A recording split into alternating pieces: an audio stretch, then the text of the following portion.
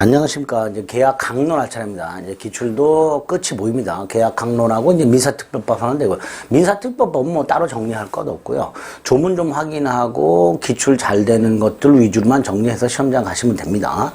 이제 거의 다 끝나갑니다. 조금만 참으세요. 자, 계약 강론에는 계약이 세 가지가 나오죠. 매매하고 교환하고 임대차. 그중에 이제 매매하고 임대차가 핵심이고요. 절반씩 나온다고 생각하시면 돼요. 매매에서 임대차에서 절반씩 나온다. 뭐 그렇게 생각하시면 되고요. 교환 문제는 그 교환 문제 나오는 지문들이 교환계약 지문도 있긴 있지만, 교환계약 자체를 물어보는 지문도 있긴 있지만, 대부분의 지문들이 우리가 계약 총론에서 봤던 동시행변권이라든가 위험부담이라든가 계약 체결성의 과실책임이라든가 또는 뭐 채무 불이행이라든가 뭐 그런 것들, 담보 책임이라든가 이런 것들을 물어보는 것을 교환계약으로 물어보는 경우가 왕왕 있습니다. 교환계약은 양이 굉장히 적어요. 내용도 굉장히 단촐하고 어떻게 보면 매매계약하고 비슷해요. 거의 비슷합니다. 매매계약하고 내용이. 그러다 보니까 조문도 몇 개 없고요. 출제되는 것도 교환계약 자체를 물어보기는 양이 너무 적습니다. 그래서 이제 그런 교환계약이 아닌 계약 전반적인 것들을 교환계약으로 물어보는 경우가 많다. 뭐 이렇게 생각하시고 접근하시면 됩니다. 자, 그럼 매매부터 봅니다. 자, 매매계약이란 것은 563조에서 이렇게 놨죠. 당사자 일방이 재산권을 상대방에게 이전할 것을 약속하고, 자, 이 사람을 매도인이라고 하죠. 재산권을 넘겨주기로 약속하는 사람. 그다음에 상대방은 대금을 지급할 것을 약정 함으로써 효력이 생긴다라고 되어 있습니다. 이게 매매계약입니다. 대금 지급할 것을 약속하는 사람은 이제 매수인 이렇게 되겠죠. 이렇게 매매계약을 하게 되면 매도인, 매수인에게 채무가 생기니까 쌍무죠. 약속만으로 계약이 됐죠. 낙성이죠. 구두로 해도 되고 서면으로 해도 되죠. 불려식이죠. 한 번의 이행으로 계약의 이행이 완료가 되니까 일시적이죠. 그리고 서로 주고받으니까 유상이고요. 그래서 유상, 쌍무, 낙성, 불료식, 일시적 계약이다. 이렇게 되겠죠. 자, 여기서 이제 특징을 조금 생각해 봐야 됩니다. 매도인이 이전하고자 하는 저 재산권, 소유권만 되는 게 아닙니다. 지상권도 양도할 수 있고, 채권인 임차권도 양도할 수 있고, 특허권도 양도할 수 있고, 그렇죠. 소유권만 되는 건 아니다. 자, 두 번째, 약속만 하는 거죠. 그래서 예를 들어서 매도인과 매수인 사이에 A 토지를 매매하기로 했다. 자, 이때 이 A 토지가 계약 당시에 꼭 갑소유가 아니어도 됩니다. 갑은 저 A 토지가 예를 들어서 병소유지만 계약을 할 때 을에게 야, 이게 비록 병소유지만 내가 약속을 지키겠다. 내가 소유권을 취득해서 너한테 반드시 넘겨주겠다. 이런 식으로 계약하는 경우도 상관이 없어요. 그러니까 타인 권리도 계약의 대상이 됩니다. 또 아파트 분양계약 같은 거 보면 대부분 우리나라는 선분양이죠. 선분양이라는 건 뭐예요? 아직 존재하지도 않는 재산권. 즉 장래 발생하는 재산권을 매매하는 거죠. 이것도 된단 말이죠. 그 다음에 반대 당사자인 매수인이 지급하기로 하는 대금, 이 대금은 반드시 금전이어야 됩니다. 반드시. 그리고 매매 계약의 목적이 뭐냐? 이 두 개가 목적입니다. 재산권 이전과 대금 지급. 재산권을 상대방에게 이전할 것을 이라고 되어 있죠. 그러니까 요 재산권 이전, 요게 목적이고요. 대금을 지급할 것을, 그러니까 대금 지급할 것, 이게 매매 계약의 목적이 되는 거예요. 재산권 이전과 대금 지급이 매매계약의 목적이다라고 생각하시면 돼요. 그럼 예를 들어서 A 토지를 매매했을 때 그 A 토지는 뭐냐? 이건 매매계약의 목적물 이렇게 얘기하게 됩니다. 목적물. 목적은 권리와 의무를 말하는 거고요. 자, 그런 게 매매계약이다. 그 다음에 이제 매매계약관에서 매매계약이 뭐냐, 매매계약의 효력이 뭐냐를 보기 전에 중요한 제도가 두 개가 나옵니다. 하나가 매매 이야기고 하나가 계약금이고요. 그 중에서 계약금이 아주 중요합니다. 그 제도들을 먼저 살펴보겠습니다. 먼저 매매 이야기라고 나와 있죠. 자, 매매 이야기라는 게 뭐냐? 일단 여기를 봅니다. 각괄이 1월 10일 날 만났어요. 만나가지고 계약을 했습니다. 뭐라고 계약을 했냐 하면 각괄은 갑소유 A 토지를 1억 원에 매매하는 계약을 20일까지 체결하기로 한다라고 약속을 했어요. 그러니까 1월 10일 날 만나가지고 계약을 하긴 했는데 그 계약이 본 계약이 아닌 거죠. 본 계약은 언제까지 체결하기로 한 거예요? 1월 20일까지 체결하기로 한 거예요. 이렇게 본 계약을 체결하기로 약속하는 걸 매매 계약이라고 합니다. 두 번째, 그 매매 계약은 일방 계약으로 추정합니다. 이유는 우리 민법이 예약 중에서 일방 예약만 규정하고 있습니다. 예약에는 쌍무예약, 그다음에 편무예약, 쌍방예약, 일방예약, 이렇게 네 가지 형태가 있어요. 몰라도 됩니다. 그 중에서 우리 민법은 일방예약이라는 것만 규정해놨어요. 따라서 일단 매매예약은 일방예약으로 추정하는데, 일방예약이라는 게 뭐냐? 일방예약이라는 게 뭐냐? 예약을 한 당사자 중 한 사람에게만 예약을 완결할 권리를 줍니다. 매매를 완결할 권리, 계약을 완결할 권리. 요거를 예약 완결권이라고 합니다.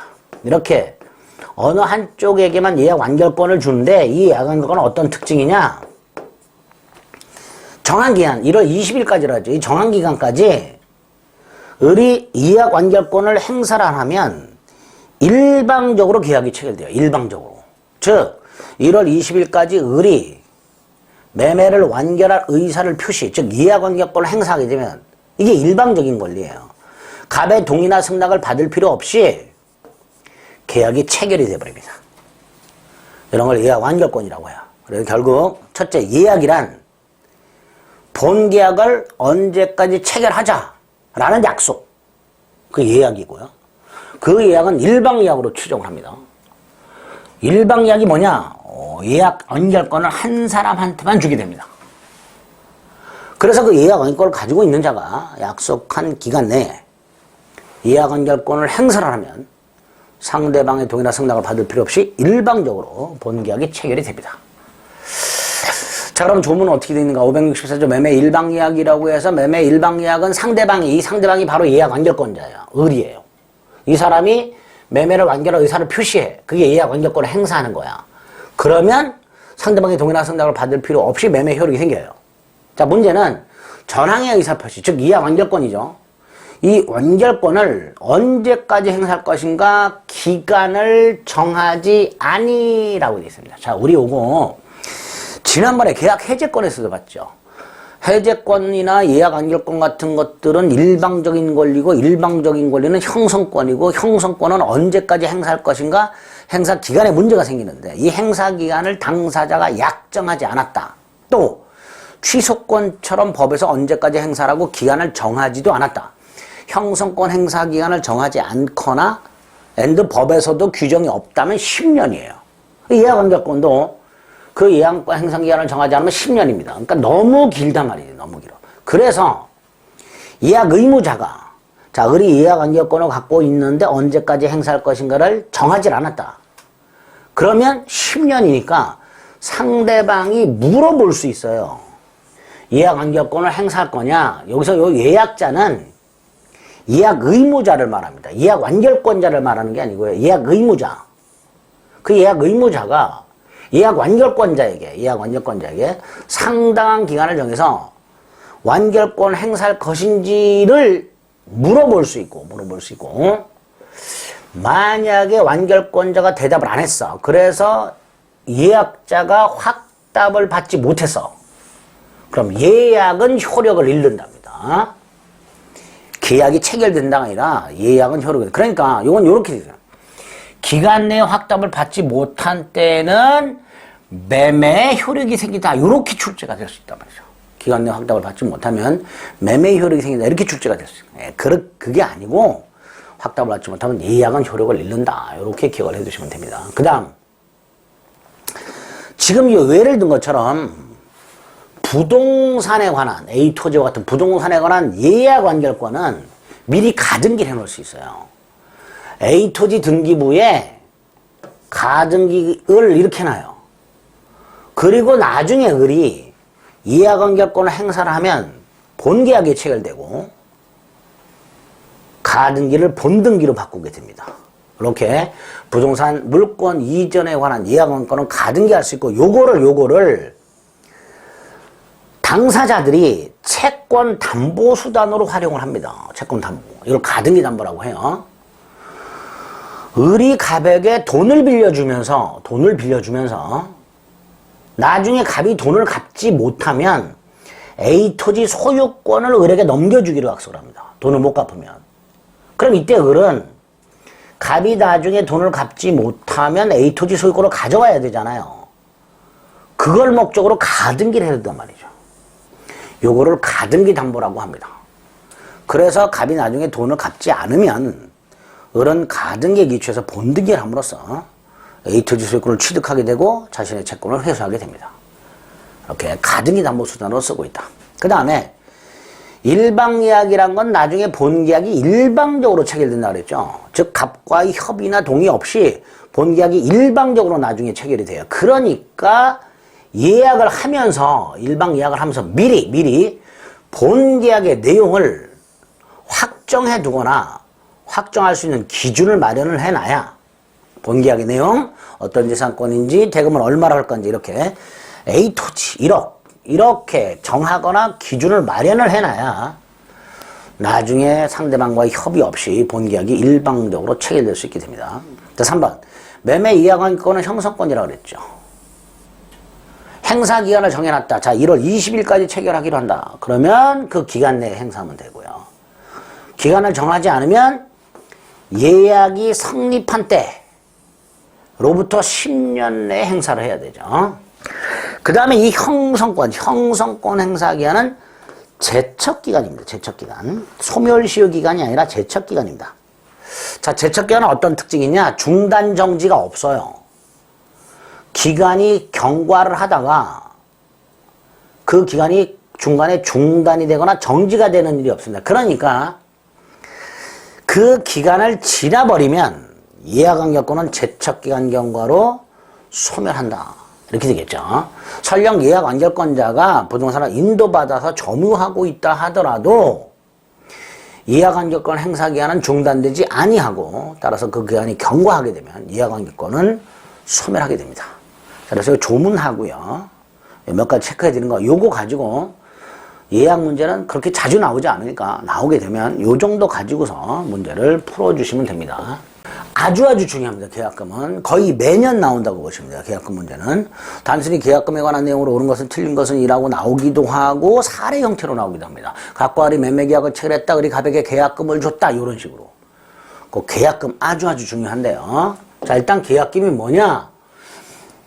매매와 같은 유상계약을 체결할 때 그 계약에 부수하여 매매계약이 주된 계약이고 거기에 부수하여 당사자 일방이 상대방에게 교부하는 금전기타 유가물 이게 계약금이에요.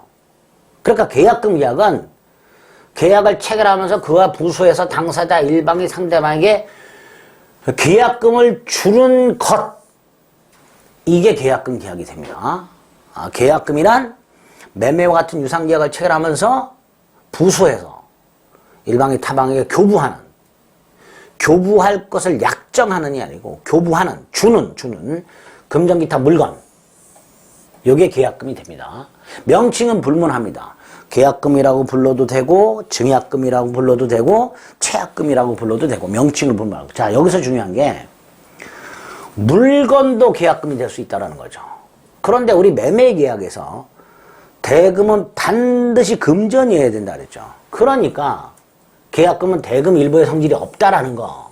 또 하나 계약이 이행되면 계약금은 돌려주는 게 원칙이라는 거. 이거 잊지 마세요. 계약금의 뜻입니다. 그러면 1월 10일 날 A 토지를 1억에 매매하는 계약을 합니다. 하면서 요 계약만 할 수도 있고요. 매매 계약만 할 수도 있고요. 계약금을 1,000만 원을 준다고 계약을 하는 경우예요. 계약금. 자, 이때 계약금 1,000만 원은 돈으로 줄 수도 있고요.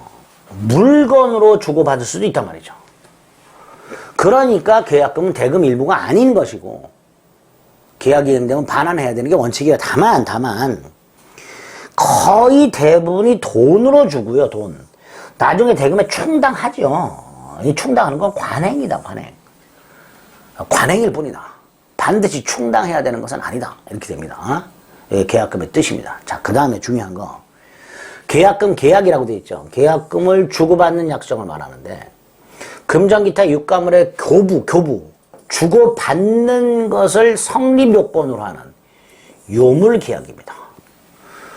주겠다라고 약속만 해가지고는 계약금 계약이 아니라는 거예요. 주고받아야 계약금 계약이에요. 요물계약. 그래서 밑에 판례. 계약금 계약은 금전기타 유가물을 교부할 것을 요건으로 한 게 아니라 교부를 요건으로 한단 말이죠. 그러니까 요물계약이죠. 그러니까 계약금을 지급하기로 약정만 했어요.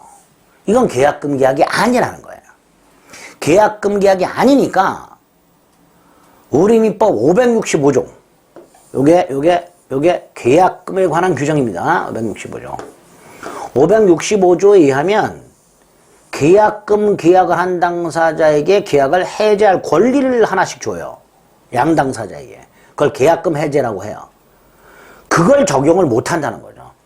565조가 적용이 되려면 계약금을 주고받아야 돼요. 근데 주기로 약속만 했어요. 그럼 565조를 적용 못 한다는 거죠.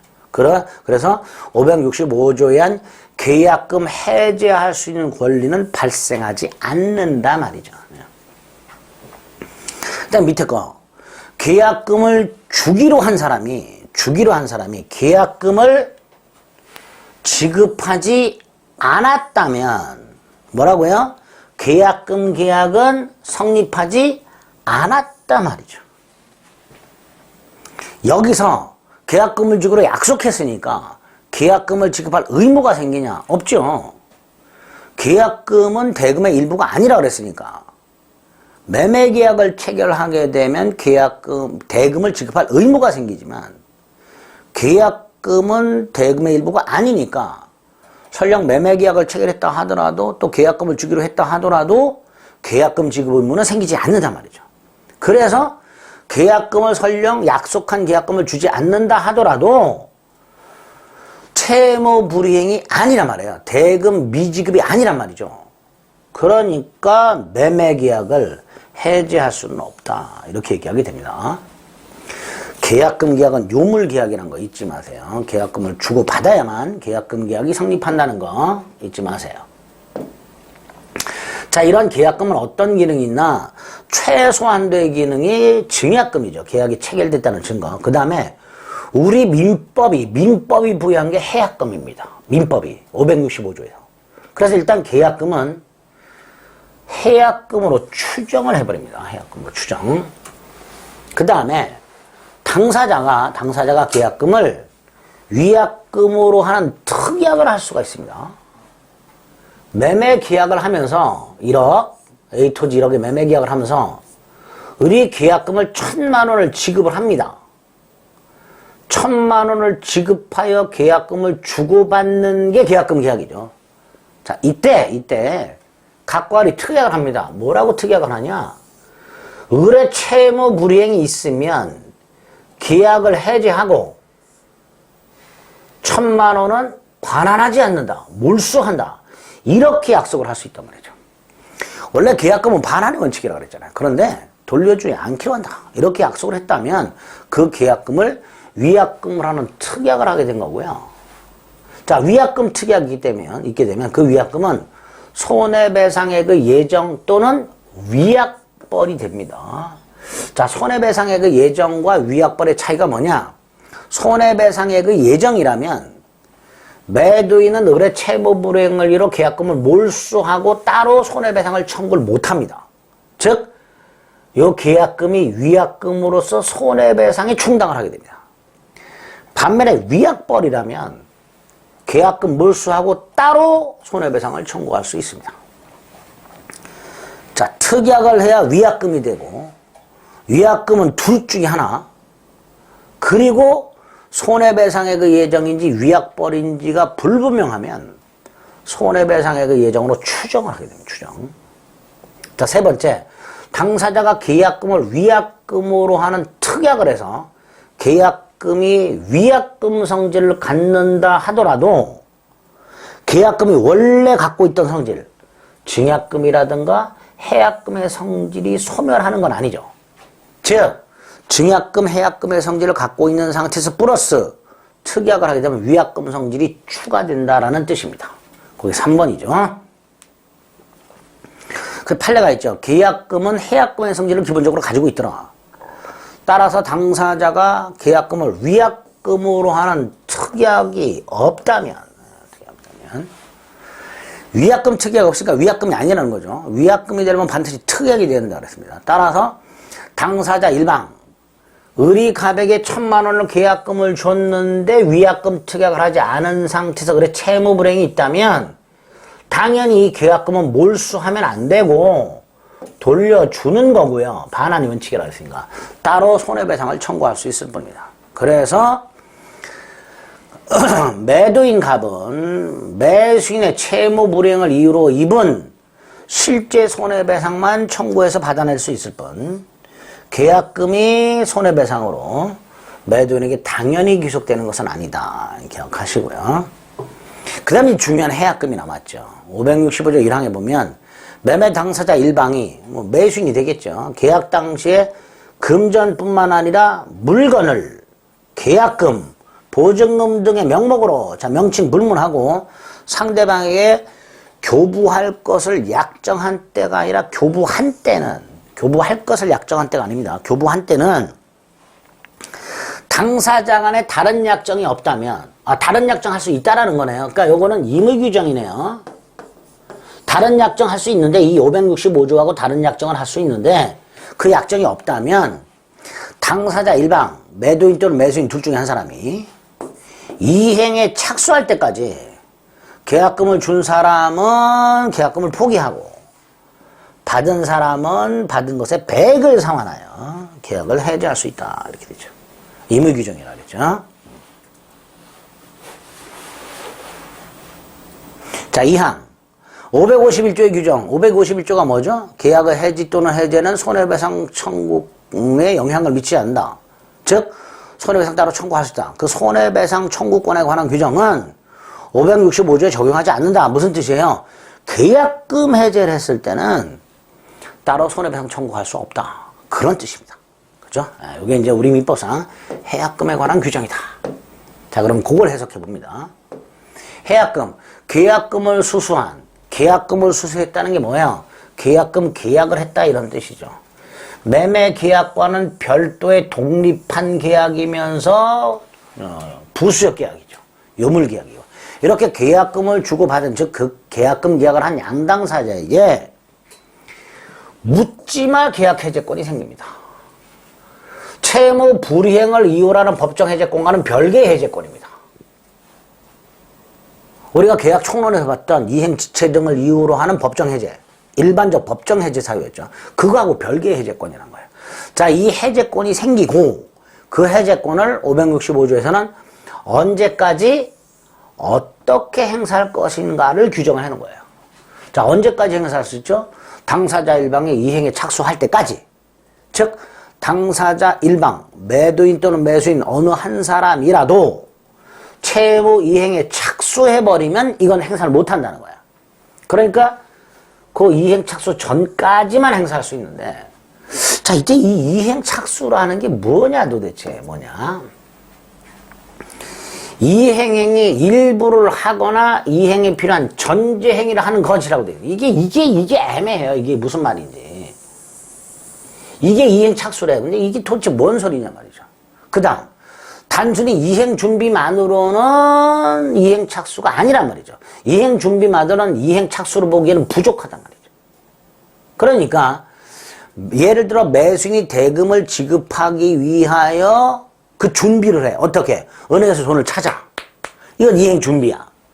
그 준비만으로는 이행 착수를 하긴 부족하다. 그런데 계약 내용에 들어맞는 이행 제공까지 할 필요는 없다. 다시 말해서 을이 대금을 갑에게 이행 제공할 필요까지는 없다. 그럼 이행 착수란 게 뭐냐? 돈을 찾기 위해서 은행에서 대금을 지급해서 돈을 찾아. 이행 준비. 그 돈을 매도인에게 제공을 해. 이행 제공. 이행 준비만으로는 이행 착수가 아니다. 이행 제공까지 해야 이행 착수가 되는 건 아니다. 그 전이다. 그러니까 요 사이가 되는 거죠.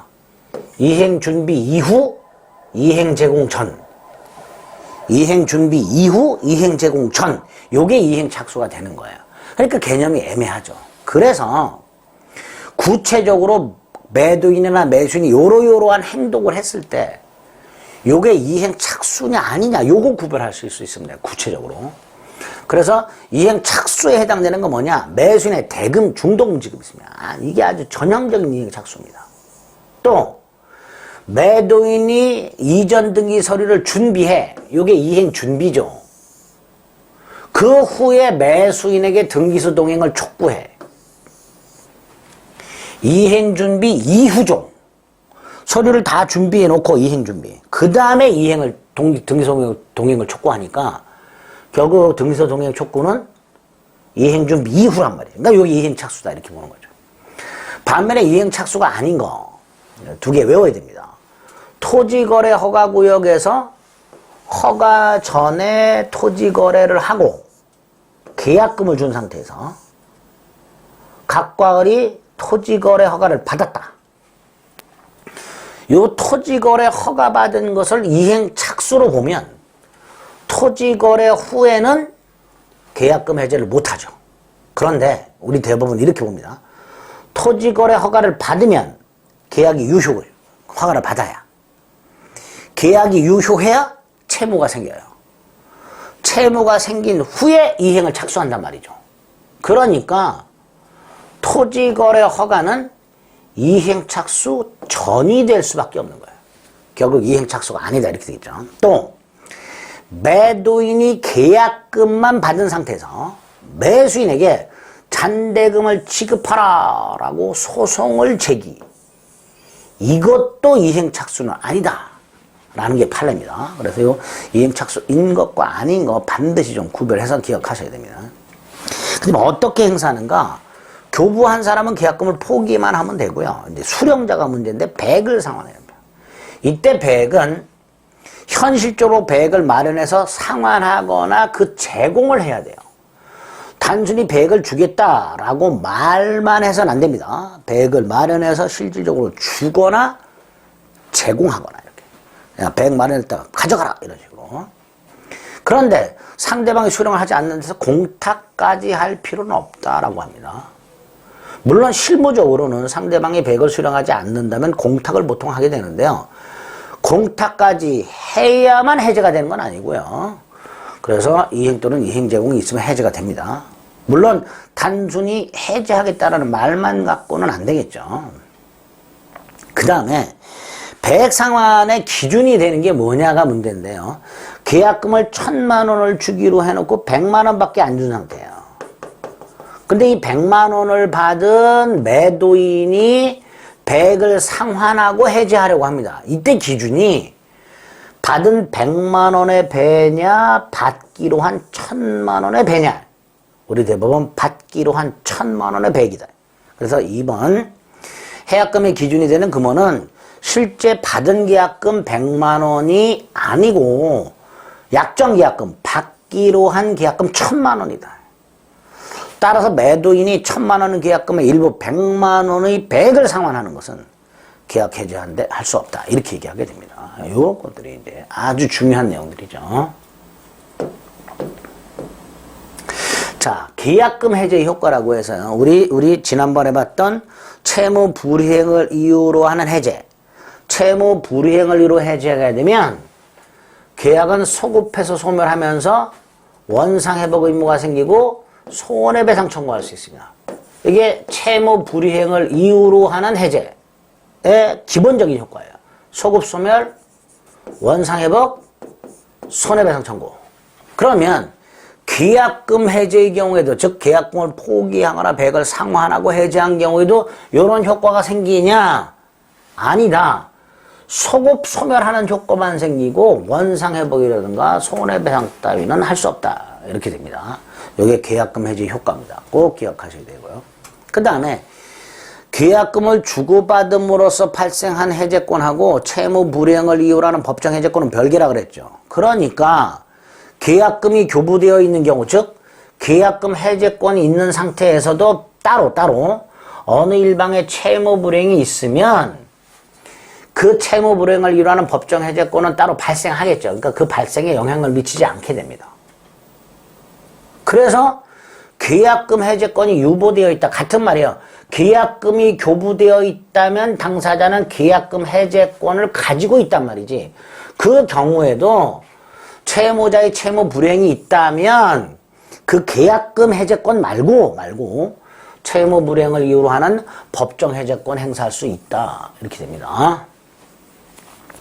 마지막으로 5번 정상적으로 계약이 이행이 되면 계약금은 반환하는 게 원칙이라는 거. 다만 계약금을 돈으로 줬을 때 대금에 충당할 수 있게 됩니다.